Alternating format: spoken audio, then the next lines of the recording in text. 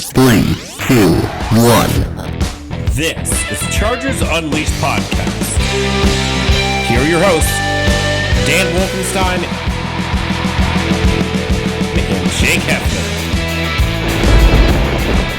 Welcome to another edition of Chargers Unleashed. Jake Hefner and Dan Wolfenstein here with you from the LA Football Network. Today's show, of course, is being brought to you by UFC Fit and Temecula, Golden Road Brewery, Charger Bolt Family, Tick Pick, and Bet Online. If this is your first time tuning into the show, you could, of course, make sure that you hit that like and subscribe button on YouTube. Follow us on Facebook, Twitter, Instagram. And you can find us, of course, wherever you choose to digest your weekly NFL podcast on Apple, iTunes, or Spotify. Dan Wolfenstein, pleasure to see you as always, sir.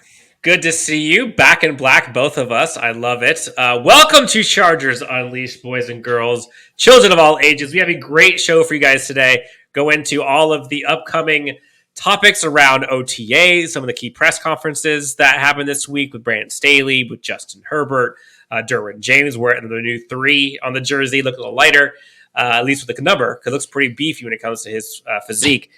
So tons of things to talk about today. Exciting news. Also got some crazy updates. You've seen some of it go live as of last week for Chargers Unleashed. We've got some epic things happening as soon as tomorrow, which is kind of crazy. But Jake, how are you, my friend? Another day, sir. Another week. OTAs have officially kicked off. I still consider this the purgatory type season right before we really get into the nitty gritty of training camp. But it's like, nobody's in pads right now, but we're looking for anything that we could possibly pull away from these press conferences, these practices, anything just to get some type of NFL content. And thankfully for Brandon Staley, especially yesterday, he made a couple of comments that we'll be talking about here very briefly on the show. But other than that, sir, you didn't sugarcoat it. That's for damn sure. Big day tomorrow for Chargers Unleashed. All of you will be witnesses to that very soon when that ends up coming on YouTube. And then, of course, we've got some other live events and some giveaways. If you haven't seen the event that is taking place on June 4th down in Pasadena at 50/50 Slaters, we are very pleased to be partnering with the Die Hard Bolt Club. And we will have none other than the first round pick himself at number 17 overall, Mr. Zion Johnson. And he will be doing an autograph session there. But Dan and I have already taken the liberties to put out there as far as a giveaway goes. So make sure that you follow the rules to join that we put up on Twitter to enter to win a signed Zion Johnson mini helmet. And then, of course, we will be broadcasting live on June 4th, again, down there with Die Hard Bolt Club. Very excited for that live show. I can only imagine the atmosphere that is going to be taking place. That's going to be wild. It's going to be fun. If you have not already decided to come join us in the festivities, come hang out with us in Pasadena. It's going to be a ton of fun. Die Hard Bolt Club, LAFB, Chargers Unleashed. We will all be there having a great time. Get to go meet our number 1 round draft pick in Zion Johnson. All right, Jake, before we get into today's topic, I think we should probably pay the bills. Pay the bills as usual, of course. So, as always, our partners over at Bet Online continue to be the number 1 source for all of your betting needs and sports information. Find all the latest developments, including updated odds on the NBA and NHL playoffs, Major League Baseball, UFC fights, and even for next year's NFL futures. Bet Online is your continued source for all of your sports wagering needs, including live betting and your favorite Vegas casino and poker games. Super easy to get started. So head on over to the website today, use your mobile device to join, and use our promo code BELIEVE, that's BLEAV, to receive 50% off receive your 50% welcome bonus on your first deposit. Bet Online, where the game starts. So, let's get this thing on the road. So, OTAs are started. We have gotten a chance to listen to some of the press conferences, some pretty telling and some pretty pointed comments made by some of the key members of this organization. Leader on offense, leader on defense, and the leader of the team, Brandon Staley, Justin Herbert, Derwin James. Let's start with Brandon Staley. Jake, there's a couple things that came out and some eyebrow raises with some of the key points that he made about a one defensive lineman. But let's just kind of kick it off in general. Brandon Staley talked about kind of the idea of building something new this year. And it's not really kind of bringing back old stuff, but every year is an opportunity to build something new. Talks about Khalil Mack, talked about Kenneth Murray, talked about Michael Davis, talked about Kyle Van Noy. And also talked about the depth of secondary and the defensive line.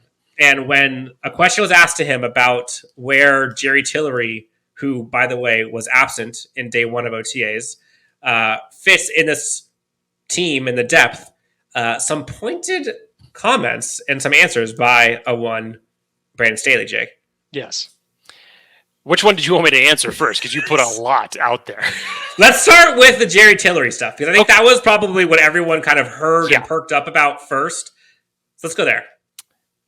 I mean, all I got to say is, for Brandon Staley to come out and say this, it was kind of a mixed bag of emotions with me because Dan, we talked about it last week on the show when we were talking about the signing of Morgan Fox and started just doing a quick evaluation of the interior defensive linemen on this team. And we said it, there may be a familiar face left out come final cuts at the end of August.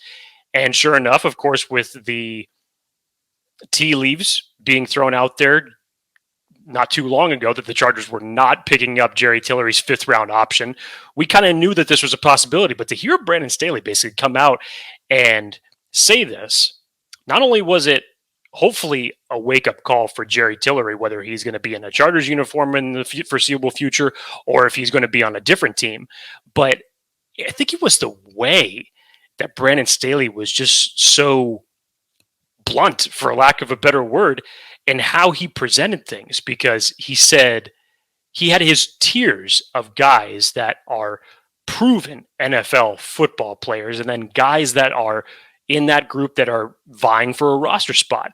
So he put it as like Sebastian Joseph Day, Austin Johnson, they are proven football players. Derwin James is a proven football player. And then he just said, he's like, I would lump Jerry into the group of guys that are fighting for a roster spot this summer during training camp. So again, blunt comment from a head coach. Normally you don't hear something like that. And especially for a guy who wasn't even at the first day of OTAs yesterday. So maybe that's a little bit telling within itself. But I got to say, Dan, not trying to take a shot at anything personally towards Gerald Tillery here, but I loved how Brandon Staley went about this, because this is no joke when you don't have a 5th-year option. And look at all the new faces that you've just added to the interior defensive line. Hell, it's just like bells should be going off in your head. Like, I'm in open competition right now. This is no joke.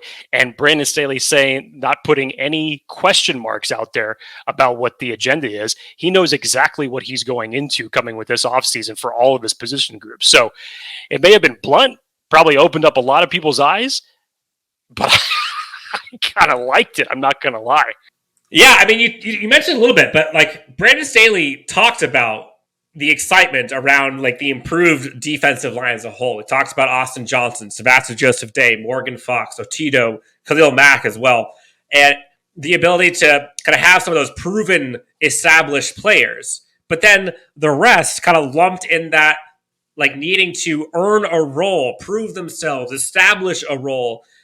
And for Jerry Tillery, 1st-round draft pick, to now be lumped in the you need to earn your role, establish and prove yourself, that's a far cry from, I think it was just last year, where during the offseason, they were saying he was one of those veterans who didn't necessarily need to prove as much. And now we're talking, we had it on the last episode, Jake. Like, there are some players who quite possibly could miss the roster, which is crazy to think. And insane.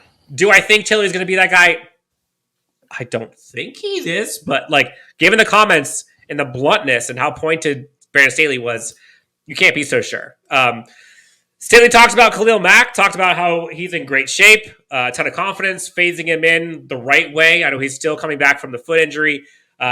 Mentioned he could still go full speed, but he wants to kind of bring him in slowly. He should be ready to go. Loves kind of the depth, experience, and the blend of youth and veteran players on this defense, or on the team in general. Thinks it's a kind of a good mix. Did you hear what he mentioned about Michael Davis and where he fits in the secondary? I did hear a few of those comments, yes. So when asked about Michael Davis, Brandon Staley mentioned that he sees him kind of right in the middle of things, and he mentioned like specifically on defense and the kicking game, they wanted to bring in competition and have as many good guys as possible to kind of bring out the best, and figure out who is going to fit in. He mentioned Michael Davis in that group. But again, it sounds like Michael Davis is kind of in that needs to prove it group. He didn't say it specifically, but it kind of sounds like that. And he kind of needs to win his spot, not necessarily win a roster spot, but win whether he's CB2, 3, 4, whatever. Also mentioned Kenneth Murray. Apparently, Jake, I know he had his injury this offseason, which was a lot of question marks there. But in short, Staley said that he should be full speed by training camp. And he's close to being able to put weight on it soon. And rehab's going well, and he should be good to go. Any other takeaways that you had on the Brandon Staley press conference? No, which ones would you like me to address? Because again, he just vomited out 3 additional comments. I'm like, okay, well, do we want to elaborate on this? What do we want to do? We can. Again, there's a lot that came from this press conference, so I don't know how deep or how wide you want to get into this. So let's talk about the Michael Davis one for a second, because I think that has been a subject that has been a talk amongst a lot of people even before the draft started, especially when you started hearing the comments from Daniel Popper that the Chargers may not be that high on him. Daniel Popper went out and said that on the NFL Stock Exchange podcast just weeks before the draft. And we were all expecting the possibility started as far as whichever corners was going to be there, that might be a possibility that the Chargers go. The Trent McDuffies of the world, he put that in his mock draft as far as Popper goes on that show, as far as what he could see the Chargers doing. So then all of a sudden the conversation became about a first-round corner. And Michael Davis, for his standpoint, yes, he got paid last offseason, got a contract extension, didn't have the best year that you would have wanted for someone coming off of a contract like that. And when you see the likes of J.C. Jackson added to this team, when you see the investment that they put in selecting Asante Samuel Jr. in the second round of last year's draft, going out and getting Bryce Callahan after the draft, also selecting Jasir Taylor, Deion Leonard in the draft, JT Woods, even from a secondary perspective as a whole. I mean, Brandon Staley has made it a focus on defense that we will not be last in the league in third down defense anymore. And if that wasn't a subtle shot across the bow, I think that was directly aimed to the secondary play, not just Michael Davis, but the entire secondary included, to say, hey, this is what we're going to be about. And there's going to be roster spots that are going to be challenged. And who wants it more, essentially? So there's a couple of things that Michael Davis has working for me here. Number one, from a contract standpoint, I think that he's going to remain with this team. I don't think that the Chargers would eat that much dead cap money. And besides the fact, his physical traits, I think, is something that the Chargers really value, which is also going to help him. And as far as, long story short, I don't see anybody unseating him in his role with where he is for this team right now. Again, you're not. What is his role on the team? Well, I mean, you still keep him at best. His ceiling is around that CB2, CB3. Dan, I know you mentioned the whole CB4 as far as conversations goes, but those physical attributes are what's going to carry. Because if Brandon Staley wants to start having his DBs be on an island, a la what J.C. Jackson and his expectations for what he wants him to bring to this unit, again, the object here that Brandon Staley has talked about is he wants his guys to be multiple. You can be multiple with a guy like Asante Samuel Jr. You can be multiple with a guy like Bryce Callahan. And obviously, with however you're going to be moving the chess piece around that is Derwin James, what's that secondary going to look like with Nas and now JT Woods in the mix in there as well? So I think the whole aspect here is for them to be versatile. And hopefully with the additions that they have made, not just in the secondary, but with the pass rush that you should be getting on the quarterback as well, should end up elevating the play of Michael Davis as well as the secondary as a whole. Yeah, the secondary is going to be fascinating, and Staley talked about like how excited he was. We'll get into what Derwin had talked about this as well, but I think that the volume of depth that the secondary has, I think, is going to kind of, you heard like the iron sharpening iron. Like, I think the competition will bode well for this defense and will bode well for probably two positions more than any, and it's probably the interior defensive line and it's probably the secondary. And again, we're lumping secondary all together because there's a bunch of guys there. One of which knew Bryce Callahan. Brandon Staley talked about him a little bit, noted he's one of the best slot corners in the NFL, loves his versatility, his toughness, playmaking, obviously likes the experience of him being in the system. And the one thing that I found kind of interesting was he allows the team to not be forced to play Asante Samuel Jr. in the slot.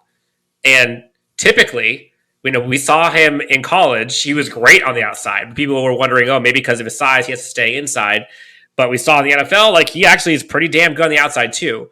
And allowing you to have your best players in whatever packages you need, having Bryce Callahan allows you to do whatever you want with Asante Samuel and not need him in the slot. Because if we're being honest, aside from Asante Samuel Jr. in the slot last year, who else was a guy you were feeling good about?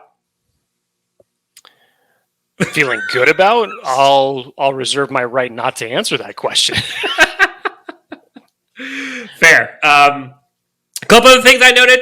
He did have a comment about Kyle Van Noy, mentioned how much he loves kind of his presence, playmaking abilities, championship pedigrees, his instincts, and more or less just his impact that he's had on previous defenses he's been a part of and how good that team has been with him on it. Mentioned Morgan Fox's toughness, pass rushing, versatility. And then probably the last thing that I think was of note in the Staley conference was when he started getting into kind of a question around the right tackle spot. And he mentioned kind of Storm Norton, Trey Pipkins playing winning football, quote unquote, for them last year. And then he kind of added the depth options of like Matt Filer and some of the other guys that were drafted who can also play tackle, who have experience doing it. But he also kind of saw it as like an open duke out possibility where they're kind of going to all fight for roster spots, fight for positions. But he mentioned, Jake, that he expects Storm and Trey to improve upon their strong performances last year and noted the winning football they were a part of. Now, I know some of this is coaching talk. And if we're being honest, like I do think that Trey Pipkins improved. Now, there are just some disclaimers there. I don't know if I can say the same thing about Storm Norton. But what did you kind of take of all of those kind of right tackle depth? Storm, Trey Pipkins seemed to be in the driver's seat, maybe. I alluded to it last week, Dan. Are the Chargers committed to going into the 2022 NFL season with either Matt Filer, Trey Pipkins, or Storm Norton at the right tackle spot? I think the answer is yes, right? The answer seemingly means yes. Now, that doesn't mean that they're not going to, that they won't sign anybody between now and then. But, last week with them adding Zach Bailey, you just figured outside of Zach Bailey and the other two offensive linemen that they pursued, they weren't anybody that was going to challenge for the starting right tackle spot. Mm-hmm. So, the belief in that in general is merely that was just a depth piece. And so are the Chargers committed by not addressing the position in the draft, not addressing the position at right tackle? Have they made their decision as far as what their starting five is going to look like come 2022 come September? And who knows, dude, but it's exactly what we thought it was going to be. After seeing the fallout from the draft and no other veteran right tackle come in, it will either be Filer, it'll be Trey Pipkins, it'll be Storm Norton. Now, I've said if you wanted to go with the safest and smartest option based off of proven productivity over a period of time, that's Matt Filer. I don't like that because I want continuity for Justin Herbert, and I think Matt Filer played fantastic at left guard last year. But if you're giving any vote of confidence right now to any of the other two guys, and Trey Pipkins, Storm Norton, the sentence that they played quality football for us last year, I think that's, a nice coaching term. Trey had his better moments than Storm Norton did, that's for sure, even though Storm had a much bigger sample size to assess from the 2021 season. But still, let's just say, for sake of argument, Dan, that they're going to give Trey Pipkins one last shot. Trey Pipkins, one of our guys, is entering a quote-unquote make-or-break season. And what a vote of confidence, if indeed this is, from the coaching staff, if indeed that is the plan. Now, you are free to disagree with that assessment all you want, and I will probably agree with every single reason that anybody has out there. And then there are others, Dan, that, like Dan Wolkenstein, that choose to be more optimistic side of things, that think it could be a great opportunity, but we just don't know. Because the sample size for Trey Pipkins and in those circumstances in those games last year, while great, were still just those games. Do you expect Trey Pipkins to be your right tackle for 17 games this season? Imagine Chargers fans, week 1, Chargers versus Raiders, Max Crosby and Storm Norton is your starting right tackle. Like, gives me nightmares thinking about it. And not because I think Storm Norton's going to be terrible, but just the last time we saw that, it was a literal turnstile. That's one reason right now that I have to believe that we haven't even started training camp yet. And that would be one of the first reasons of why I said that Storm Norton should have an uphill battle to be this team's starting right tackle. It's just because the last game of last season ended so horribly for Storm Norton, and now you literally have to go up against a pass rush that not only includes the guy who embarrassed you in the fourth quarter of last year, but now you add a guy like Chandler Jones into that pass rush as well. I just can't see them saying, okay, we're going to open up training camp with Storm as our guy moving forward. But I definitely still believe Staley from the standpoint of this could totally be an open competition. I agree. But to your point, Dan, imagining Chargers fans and hearing that, oh man, that won't do that will not do anything to release stress from Chargers fans anywhere. No, not at all. I will say, so a couple last things on the right tackle topic. I think it was Matt Money Smith who recently had mentioned, I think it was to Chris Harry, Chargers Weekly, how you want to keep a strength. And I'm paraphrasing here, but Matt Money Smith basically said, it's okay if you have one position, if you have 4 of the 5 positions filled and are very good, and the only open slot you really have to worry about is your right tackle, like you can scheme around that, whether it's chipping, whether it's having someone like a tight end or running back or whatever to kind of help with that. And it's much easier to fix that than it is to have like an interior presence that gets bull rushed and you can't do anything about it. So there's that. And then I think the second part for me that I think is probably the more important thing is, and you kind of alluded to it, is I don't want to take away a strength of this team. And last year, the left side of the offensive line was a strength. I don't believe you want to lessen a strength to improve upon a weakness. I don't think that's the path forward. I think you want to highlight your strengths and either improve or hide your weaknesses. And so that's why I lean towards keeping the left the same and figuring out the right side. Jake, moving forward, we talked about Brandon Staley. He had a lot to say. Justin Herbert also, Jake, had some fun things to say. Before we even get into what he said, let's talk about how he looked. Jake, this guy's taking some protein shakes, maybe some avocado ice cream. I'm not sure what he's doing. But apparently, according to Justin Herbert himself, weighing 245.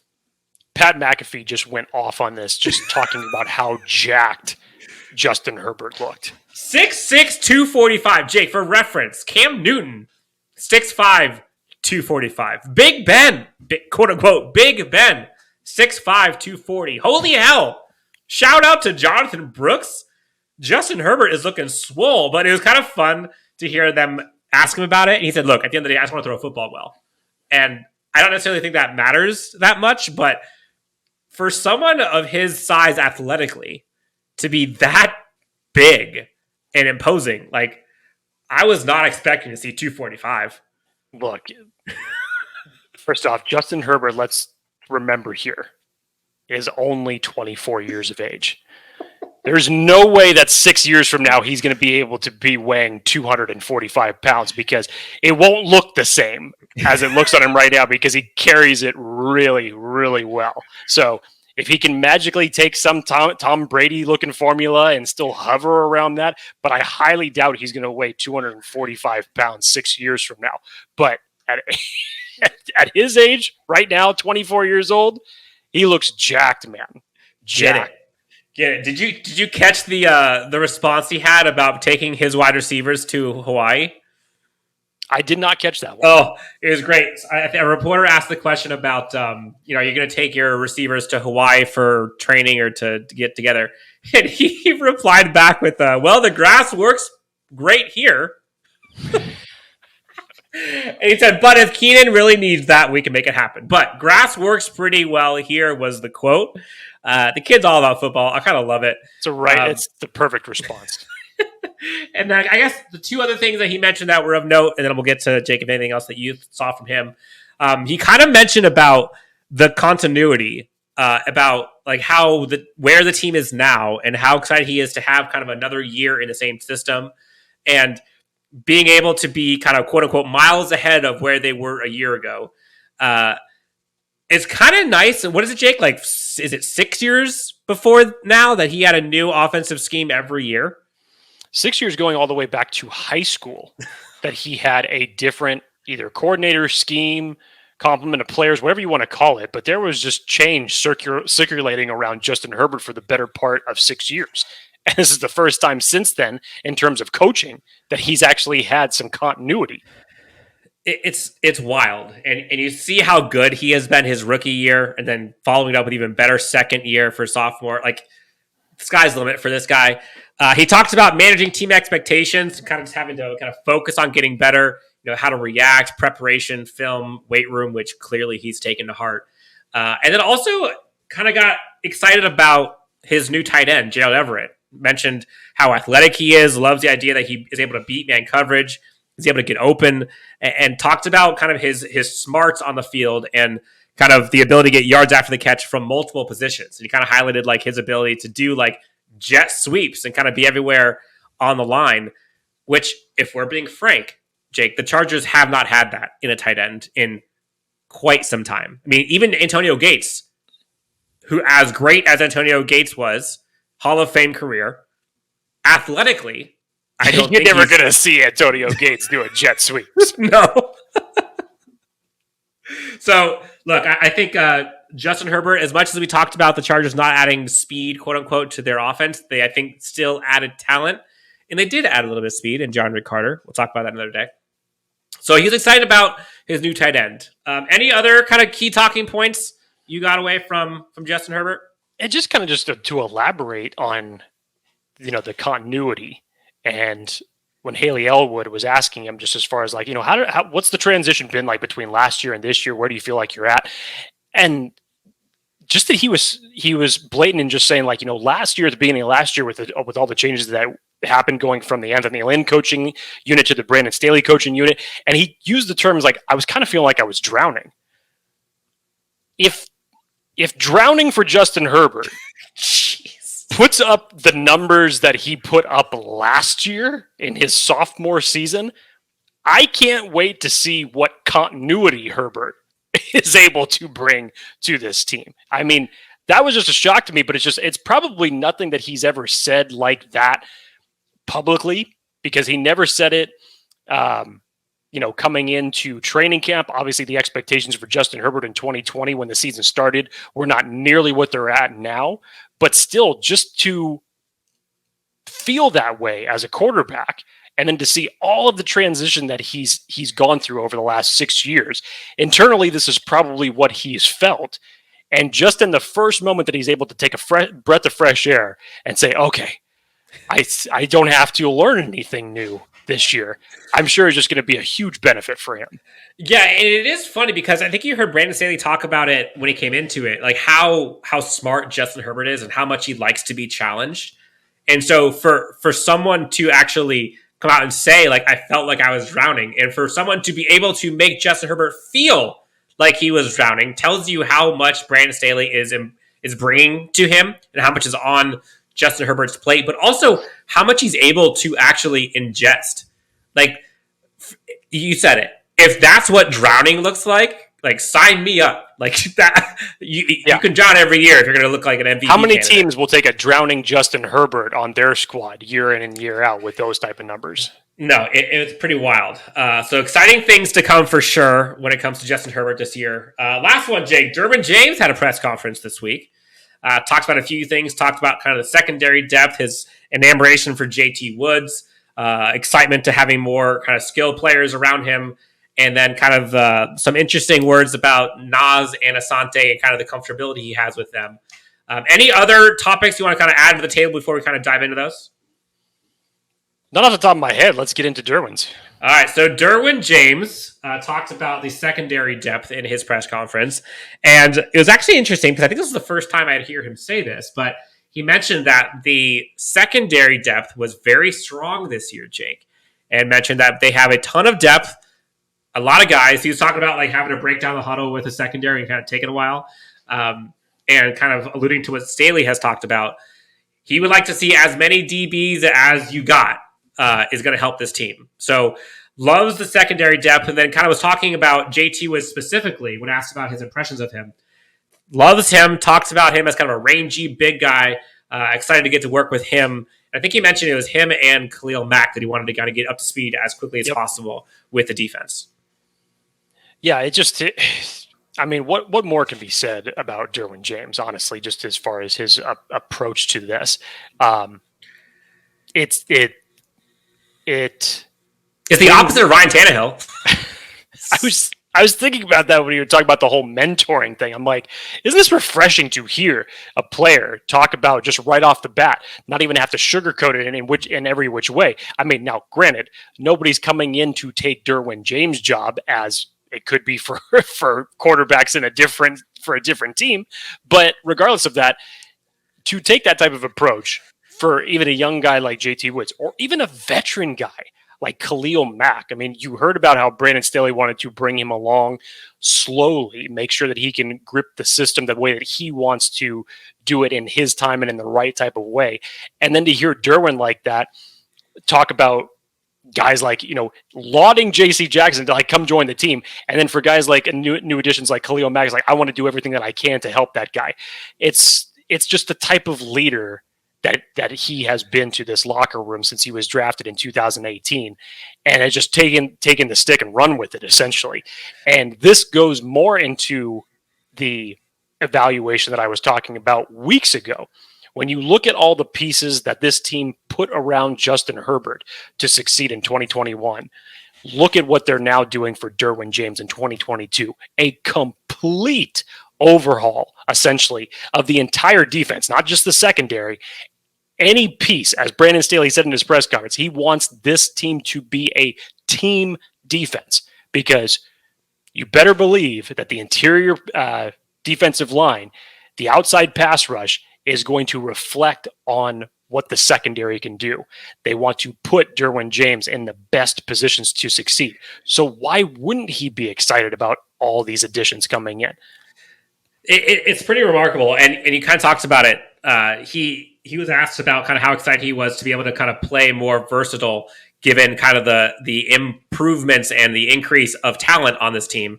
And he kind of was grinning ear to ear, whether it was star, linebacker, in the box, back deep, blitzing, anything. He kind of was saying, and Brandon also alluded to it, like he was so good last year, and adding more talent around him is only going to make him that much better and shine brighter. And then I did find this interesting. He had a kind of an offseason training thing with Nazir Adderley and Asante Samuel Jr., training with them all offseason. And when talking kind of about the comfortability and kind of getting everyone up to speed, he called out those two specifically in terms of having familiarity with the scheme and kind of getting folks comfortable with it. And so I did like to hear that Nazir Adderley is in that same conversation. We've heard Asante Samuel talk about how important and how excited he is to kind of have it all kind of clicking it with him mentally, not having to think as much. But if Nazir Adderley, I think, is also in that kind of category, Because you and I talked about it. I think a lot of times, like, he was way more physical. I think he had a better season last year, and I think it was very underrated. But sometimes it seemed like he was thinking, and sometimes it seemed like he wasn't able to finish. I think a lot of that has to do with thinking. If he can now be able to just go off instincts, that's Delaware Nazir Adderley. Like, that's what you want, and that's what Daniel Jeremiah talked about, having the best safety tandem in the league. If Derwin James doesn't just talk up everyone. And so if he's talking to Nazir Adderley and Asante Samuel Jr. in the same lens, that gets me excited for this year. Yeah, definitely. I mean, you talk about two guys kind of on polar opposites of where their careers are right now. Asante Samuel Jr. coming into his sophomore year, Nazir Adderley potentially playing his final season with the Make or break. Who knows? And I just thought it was great from this, because there was one reporter that actually retorted back to Derwin James' comments about that, thinking that what Derwin did was that he got together a bunch of DBs from all a variety of different teams. It's like, oh, so all you guys playing? It's like, no. It was just me, Zant, and Nas out there playing. So that just goes to show you how he feels that the type of pieces that they are to this defense. But on top of that, it's just like, again, goes into his leadership about how he wants to help them be the best versions of themselves. It's going to be fun to see how often Nazir Adderley, JT Woods, and Derwin James are on the field together. Talk about like an athletic, ball hawking backfield. Like, I think we're going to see it more times than you think, my friend. If all these moves that have been made to potentially put Derwin James in the best position to succeed, and then, of course, to hear Derwin talk about it himself. So the plan's already been translated to him as far as what his role is going to be. Bring him back to 2018 in his rookie season, where he was all over the field, essentially every place but the interior of the defensive line, which I'm sure if you asked him right now, he'd probably tell you, like, oh, dude, I'll be playing D-line this year. No problem. No problem. You want me to blitz? You want me to play in the slot? You want me to cover the tight end? You want me to go too high? Play outside court, whatever. He's going to do it. So the plan, I think, is already set in motion for this, all revolving around Derwin James, the type of playmaker he is, how much he means to this defense, the chess piece that he is, being multiple. We're going to be saying that a lot over the next 4 or 5 months. But this is what this offseason has built into. You saw these moves extended into the draft. And now just to hear Derwin talk about this is the plan. But this is just one aspect of the plan. This is not just solely for Derwin James. This is just one aspect of the plan that's ultimately going to help this team succeed. Jake, we're inching closer and closer to training camp, to the regular season. And I did find it fitting, and I was actually very grateful that as OTA started, it kind of seemed purposeful that they set the stage with the press conferences with the three essentially leaders of this team: the coach, the offensive leader, and the defensive leader, kind of setting the tone.